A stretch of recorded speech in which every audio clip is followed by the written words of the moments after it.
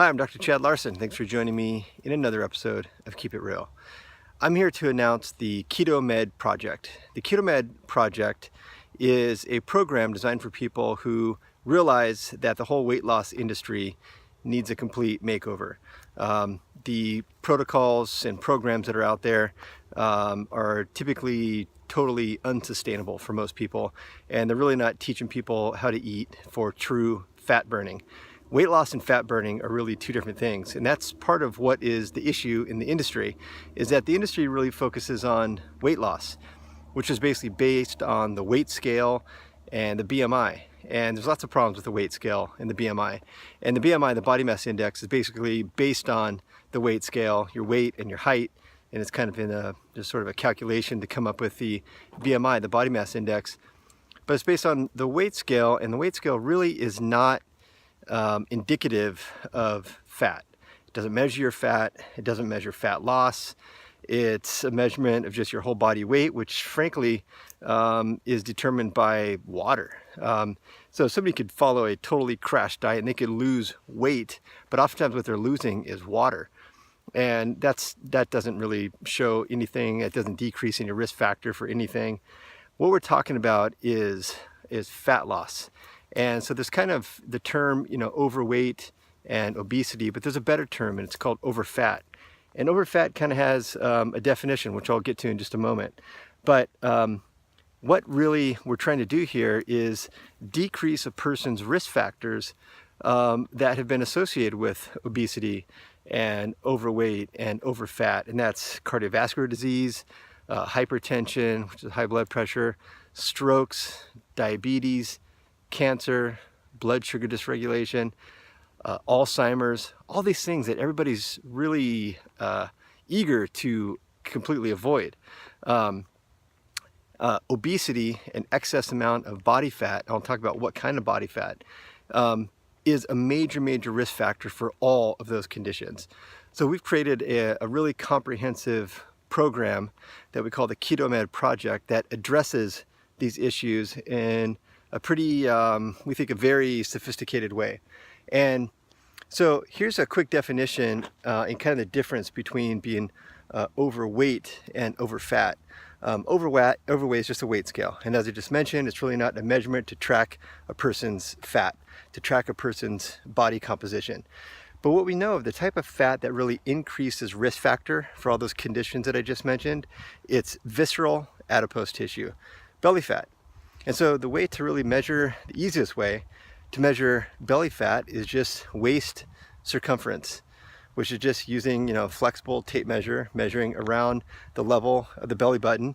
There's been some interesting studies on this. And if you take the average statistics in the US, the latest statistics that I've read is that about 70% of the population is overweight or obese, which sounds like a really high number. But when we actually measure for overfat, that number is actually very conservative. When we measure waist circumference, and we measure that against height, so we call it the waist to height ratio, that statistic of overfat now goes up over 90% in the US. Over 90% of adults in the US are overfat if we measure the waist to height ratio. And what we want the waist to height ratio to be is we want the waist to be less than half the length of the height.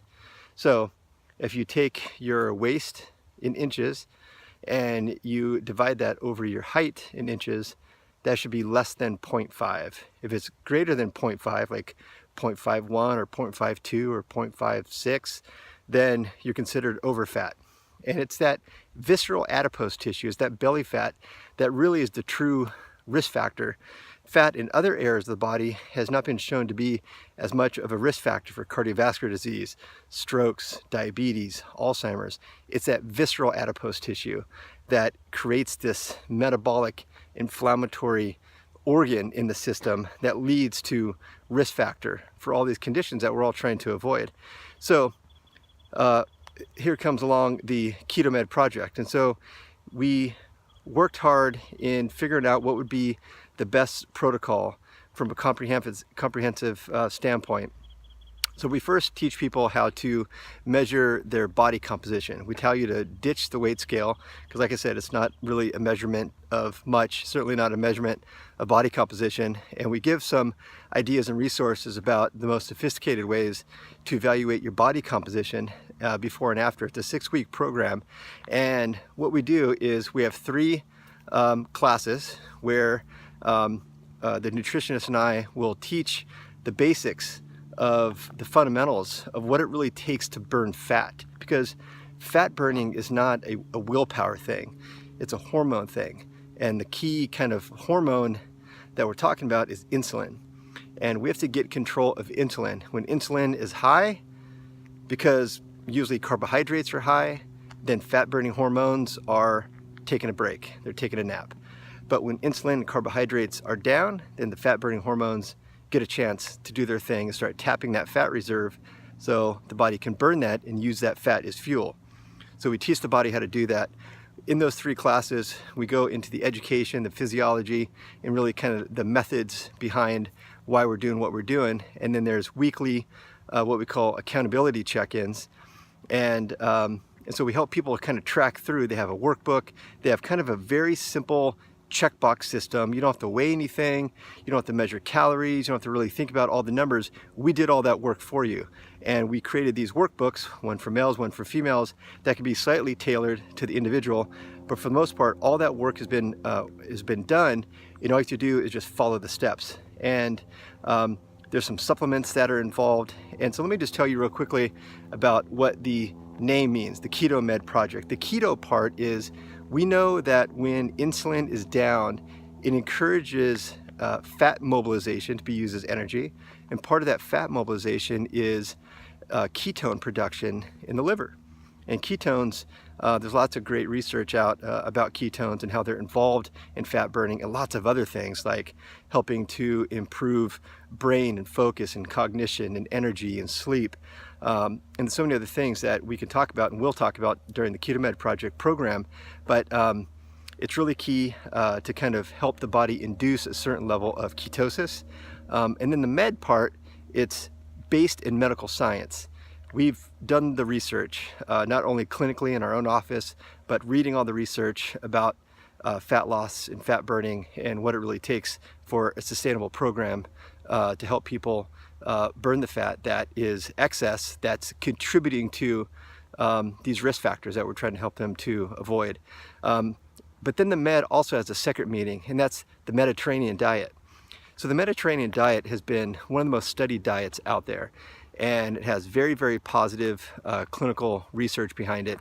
And what we mean by the keto med, in reference to the Mediterranean part of it, is our protocol is very high in vegetables, non-starchy vegetables, because it's the micronutrients that oftentimes are leading to the excessive amount of hunger. So many people are eating empty calories, meaning there's calories, but there's not a lot of micronutrients in those calories. So vegetables are very micronutrient dense, and they satiate the body to a certain level. So when we combine that with good healthy proteins and good healthy fats, that helps to create a certain satiation that we can really help to drive down the carbohydrate cravings. We bring those down, insulin drops down, and the fat burning hormones are allowed to do their thing. So read more about the KetoMed Project. The information will be right along with this video. And if that seems like something that it's right for you, we'd love for you to join us. So until then, keep it real.